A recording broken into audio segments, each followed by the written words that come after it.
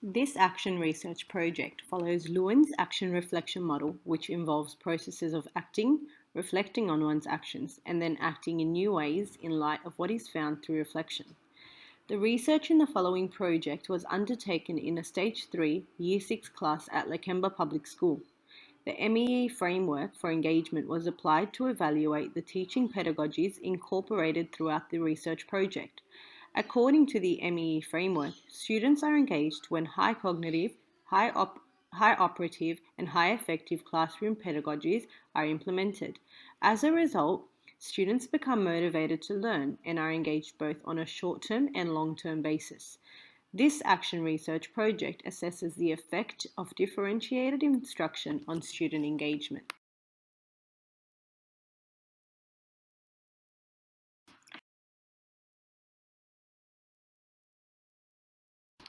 Lakemba Public School is located in the southwest of Sydney, New South Wales. Lakemba is a culturally diverse suburb with a population of 17,023 people as of the 2016 census, just 31.5% of those people being born in Australia. The cultural diversity of the community transfers to Lakemba Public School. Currently, the enrolment rate is at approximately 480 students, 98% of them coming from language backgrounds other than English. During my second professional practice, I was allocated to a Stage 3 Year 6 class of 26 students, 12 of them being female and 14 being male. One student is identified as an EALD student who requires additional learning support. All the students in this class have a language background other than English. According to the class analysis provided by my mentor teacher, just over half of the students in the class are working at the expected Stage 3 level. Most of the remaining students are working towards the expected level of their grade, with a small group of 4 to 5 students working significantly below the average level. There are many students in this classroom with challenging behaviours. Their behaviour is managed using a positive behaviour for learning behaviour management program, which is implemented across the whole school. The students are seated in assigned seating in two E-shaped rows facing the interactive whiteboard and the teacher's desk. Right next to the interactive whiteboard is a portable whiteboard which is used frequently during lessons. There are 10 classroom iPads which are stored in the storeroom among an abundance of resources for all learning areas. Lakemba. As I began to think of my focus for this action research project, I reflected on my previous professional practice experience. My professional goal was to design lessons that suit the needs of each individual learner. I've found differentiated instruction to be significant in education as it acknowledges diverse learners and supports the multiple intelligences and learning styles. Malesi 2015, page 253. Differentiated instruction offers foundations on which all students can build meaningful learning. Department of Education and Training, 2019, page 28. My focus group asked me whether I felt that my focus question was suitable for the cohort I was working with.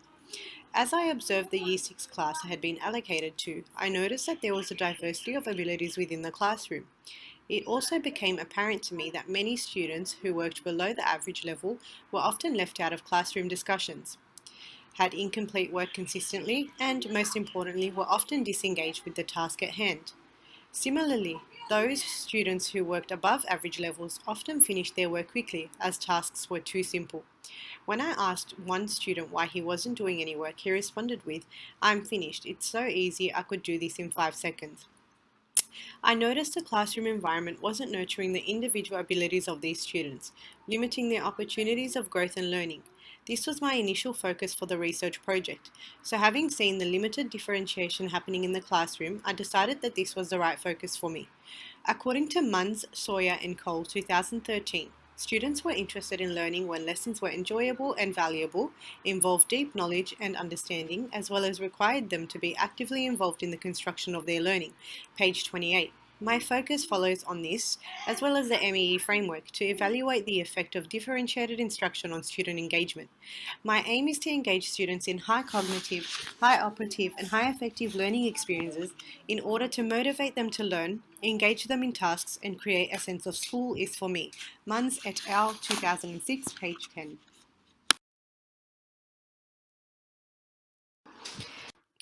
Prior to beginning my action research project, full consent was obtained from the school principal, my mentor teacher, and the guardians of all the students in the class. See Appendix 1. My principal, my mentor teacher, and each guardian received an information sheet detailing the focus of this project and the purpose. All participants were made aware that the collection of data was strictly for study purposes only, and identity would not be disclosed under any circumstances. During my professional practice, I observed students' interactions with the teacher and one another. I made anecdotal observations to keep record of engagement and comprehension of concepts. I also asked my mentor teacher to observe my teaching and the students' engagement, which were documented on my lesson feedback sheets. The mentor teacher's observations were used to determine the efficacy of differentiated instruction in engaging students. They were also used to indicate areas for improvement. According to Eva, the unit coordinator, recording classroom interactions between teacher and student may help evaluate the efficacy of communication in the classroom. That being said, I recorded student-teacher conversations during my professional practice to assess the quality of the students' understanding. I used the voice recording app on my phone to record conversations relevant to my focus. I listened to the conversations in my own time and used them to direct my next steps in teaching the students. I also recorded short student-to-student conversations during group work or hands-on learning experiences to discern the knowledge students acquired and shared through differentiated lessons. Over the course of my professional practice, I collected samples of students' work. These include student worksheets, photographs of group work, individual activities, and workstations. For ethical reasons, the students are not identified in the images collected. The work samples provide a first-hand look at the outcome of differentiated instruction on the students' engagement. They reflect the impact made on student learning through lessons tailored to meet the needs of individual learners. These samples were also used to assess student progress, which helped identify their strengths and weaknesses, allowing me to cater to their individual learning needs. Through the work samples, all three core concepts of the MEE framework are demonstrated. It is evident that students engaged in high cognitive, high operative, and high affective learning as a result of my differentiated approach to teaching. The key findings section of this report will elaborate on the collected work samples and what can be drawn from them. I implemented multiple strategies for students to self-assess their learning. These included informal conversations prompting students to reflect on their understanding, quick and short reflection questions students responded to on post-it notes, and assessment grids designed by myself which focused on specific elements of the lesson. The questions prompt students to consider their feelings, understanding, and participation in the lesson. According to Munns, Sawyer, and Cole, 2013, student self-assessment shifts the focus from teacher judgment towards students' awareness of their learning and promotes a responsibility for the evaluation of their learning, page 99. This gave my students a sense of autonomy over their learning, which contrasts the traditional teacher-student learning style implemented by the classroom teacher. In turn, this allowed me to know my students better in order to continue to differentiate the learning based on their individual learning needs. Diverse learning abilities are present in any classroom. Effectual teachers recognize this diversity as an opportunity to build on all learners' abilities. Munns, Sawyer and Cole, 2013, page 150. The focus of my research project began by looking at differentiation on a broad scale. This involved understanding what differentiation is and how it is applied in the classroom in order to assess whether this facilitated student engagement. As I got to know the students in my classroom, I noticed a gap in both the short and long-term engagement from the students, small e and big E of the framework. In turn, the students lacked intrinsic motivation to engage in learning. Consequently, my focus was then to identify the strengths and weaknesses of the students, their learning styles, and their interests in an effort to engage students in learning through differentiated teaching styles. The emergent learners in my classroom demonstrated a common pattern of misunderstanding, disinterest, or learning difficulty, leading to disengagement in their learning. Students learning in the middle weren't given many opportunities to engage in high-order thinking that challenged their understanding. On the other hand, the advanced learners often finished their tasks too early, claiming that it was too easy. Either way, I saw opportunities to assess the effectiveness of differentiated instruction on the levels of students' engagement in learning. Explicit teaching was a strategy I utilized in almost all of my lessons. Hattie 2009 describes explicit teaching as a teacher modeling practice where students are guided step by step through the learning process. This proved to be an effective strategy for engaging students who worked at lower levels or required further scaffolding. To ensure that all students were engaged, I prepared multi-level problem-solving tasks that were solved as a whole class with my guidance. This strategy gave students the confidence to learn at their own level in the classroom and engaged students in a high cognitive learning experience. More students became eager to contribute to discussions around concepts being explicitly taught. This photograph shows a period of a lesson where explicit teaching took place during an introduction to volume and capacity. Multi-level conversion activities were displayed on the IWB, and I used the whiteboard to explicitly teach the conversion steps. Explicit teaching allowed all learners to follow through as new concepts were being taught. I used paddle pop sticks to randomly select students to share answers and explain their thinking as I progressed through the lesson. The paddle pop sticks helped include all students regardless of their learning ability.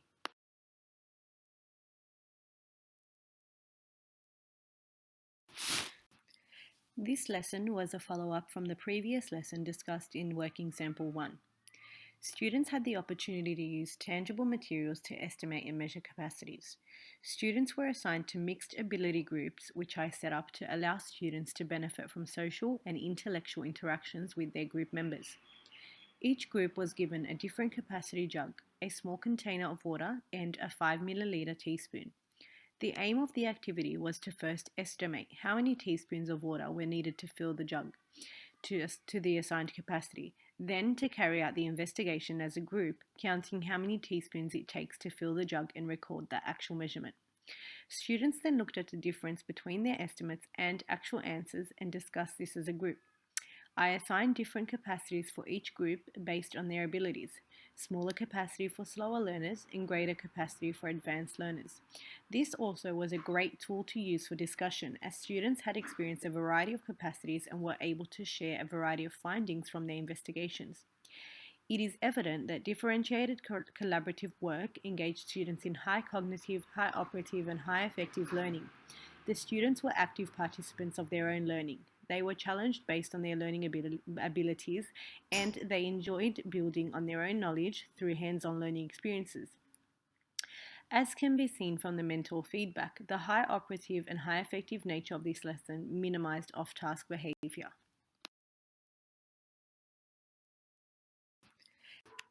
During my observations, I noticed that the classroom teacher didn't incorporate math group rotations in his teaching. After consulting my mentor, I was given the opportunity to prepare math group rotations for one of my lessons. My aim was to provide students with different ways of learning in a single lesson. I had found that students worked better when tasks were short and challenging with a sense of enjoyment. Students were looking at measuring and converting units of mass, so I prepared 3 different mass activity stations for the students to rotate around every 10 to 15 minutes. Groups were made up of 6 to 8 mixed ability students assigned by myself. At Station 1, students used an iPad to complete mass activities on Study Ladder, which they were able to navigate through and select an activity of their choice. At Station 2, I prepared a mass conversion booklet for every student, which consisted of easy, medium, and difficult mass conversion activities. Each student received their own booklet and worked through as many activities during the rotation. The mix of multi-level worksheets in the booklet ensured students' learning abilities were considered. At Station 3, students investigated masses of different objects from their classroom using a kitchen scale. This was done as a group. Students negotiated which objects they wanted to measure and shared their predictions as a group prior to measuring the items on the scale.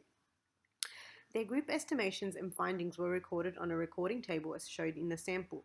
This was a successful strategy for differentiating learning as students were engaged in all the activities on both high cognitive and high affective levels.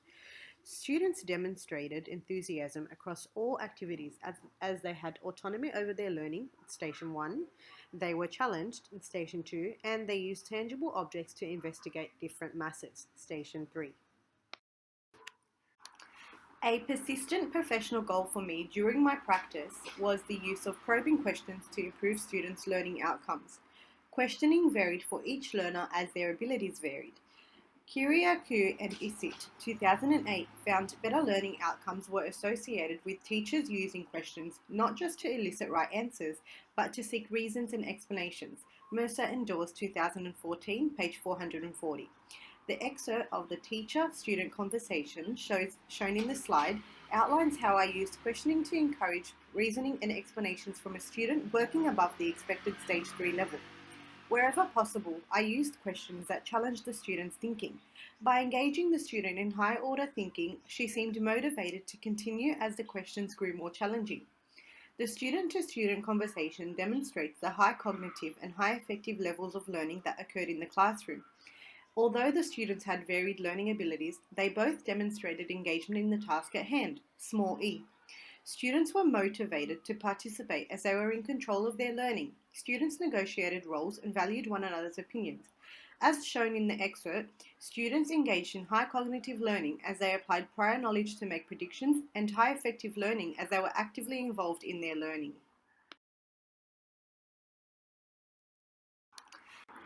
Student self-assessment provides students with opportunities to reflect on what and how they are learning, their achievements, their position as learners, and the autonomy they have over their learning. Munns and Woodward, 2006, page 194. I implemented multiple strategies for students to self-assess their learning. The strategies were based on the real framework of self-assessment, which suggests that there is a strong link between student engagement and self-assessment.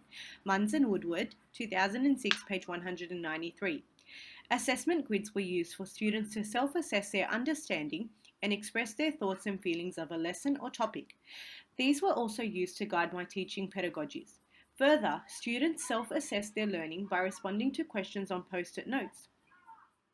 The questions allowed students to think about their learning and express their genuine feelings. There was a community of acceptance established as students felt the freedom to express their opinions regarding their own learning. Over time, students began to demonstrate pride in their understanding. Their reflections highlighted their joy over progressing in key learning areas. As a result, a major shift in students' attitudes towards school in general was appearing. Students demonstrated greater levels of motivation to learn and developed big E engagement with the school as a whole. My action research has highlighted the significance of differentiated instruction on facilitating student engagement. It is evident through my findings that students working at all levels show increased levels of motivation, small engagement, and big engagement when learning is differentiated to meet their individual needs. A shift in the students' participation levels were evident immediately as lessons were altered to suit the learners. Through acting and reflecting on my actions, I was able to identify and implement strategies that facilitated engagement in the classroom and with school as a whole. Students demonstrate motivation to learn when they have opportunities to grow at their own pace, and learning is respective of their abilities. My research project has maintained my teaching philosophy that as an educator, it is within my power and duty to assist students in identifying their learning needs and practicing their style of learning, as so to encourage student engagement and create positive learning experiences. Through this research project, I have developed a commitment to improving student learning experiences through supportive and nurturing environments. I believe it is my responsibility as a teacher to pave the way for students to shape their world and make sense of it, which can be done through constructivist learning of teaching approaches. In applying Lewin's action reflection model, I will continually engage in professional development that will support my commitment to improving students' experiences of school. My short-term goal would be to spend more time with students on an individual basis to help establish the core elements that contribute to their learning. By knowing my students better individually, I could continue to differentiate learning for them. My long-term goal is to incorporate differentiated instruction more frequently in the English key learning area in order to improve the students' reading and writing outcomes. The MEE framework has been a useful tool in assessing students' levels of participation. Conducting this action research project has enabled me to reflect on my own teaching practices and helped me grow on a professional level. It has been a valuable project that has formed the basis of my teaching pedagogies.